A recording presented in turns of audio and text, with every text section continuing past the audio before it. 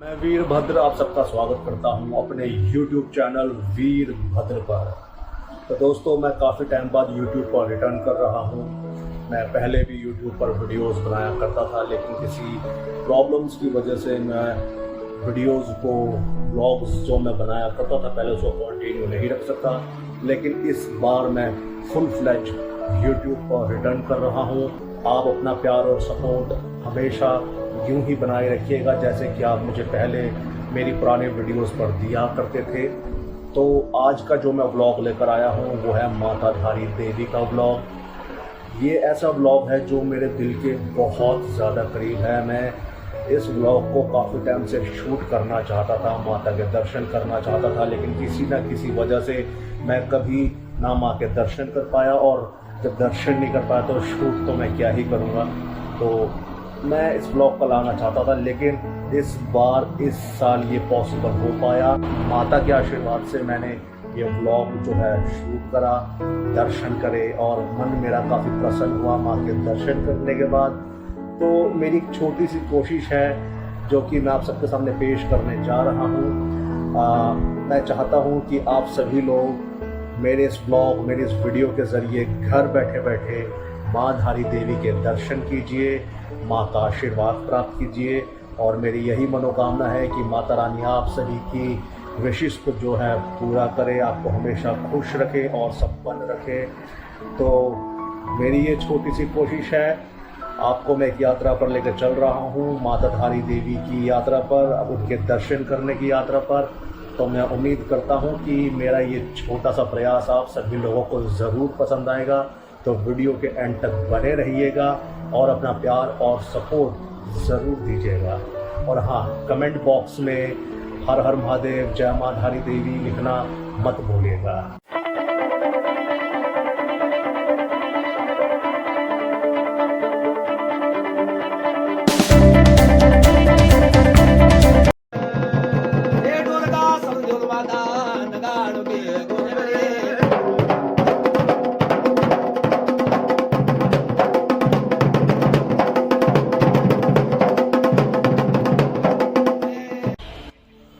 माता धारी देवी का मंदिर उत्तराखंड के पौड़ी गढ़वाल के श्रीनगर में स्थित है। ये मंदिर काली माता को समर्पित है, जिन्हें उत्तराखंड के निवासी और यहाँ आए हुए यात्रियों की रक्षक और पालकी देवी के रूप में माना जाता है। इस मंदिर में देवी की मूर्ति का ऊपरी भाग मस्तक स्थापित है और निचला भाग यानी धड़ काली मठ में स्थित मैठाणा नाम से प्रसिद्ध है। ये मंदिर डैम के बीच में स्थित है और चारों तरफ से खूबसूरत वादियों से घिरा हुआ अलकनंदा के तट पर विराजमान है। आइए अब मैं आपको माँ धारी देवी की कथा सुनाता हूँ।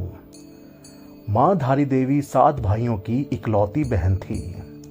वो उनका ख्याल रखती थी और उन्हें प्रतिदिन स्वादिष्ट व्यंजन बनाकर खिलाती थी। माता अपने भाइयों से बड़ा ही प्रेम करती थी, मगर माता के भाई बचपन से ही माँ को बिल्कुल भी पसंद नहीं करते थे, क्योंकि उनका रंग सांवला था।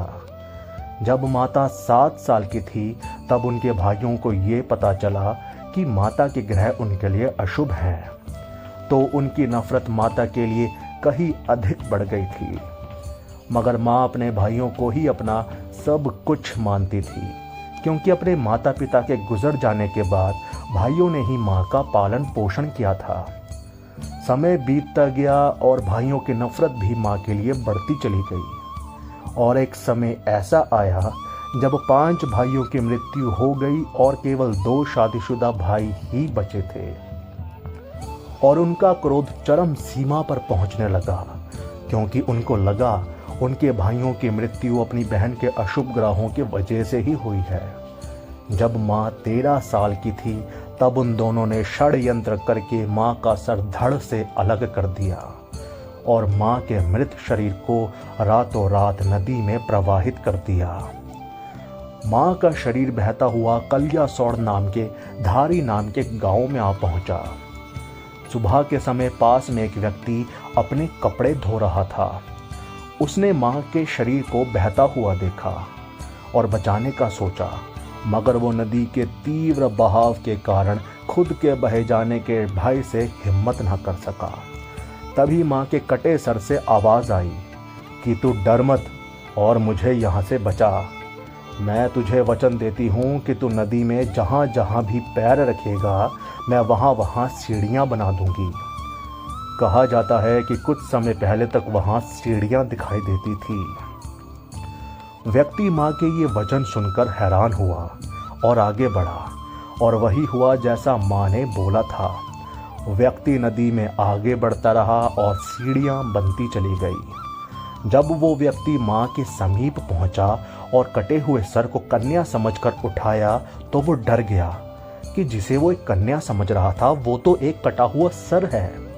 तभी सर से आवाज़ आई कि तू डर मत, मैं देवी का रूप हूँ और मुझे एक पवित्र जगह देकर रख दे, मैं वही स्थापित हो जाऊंगी।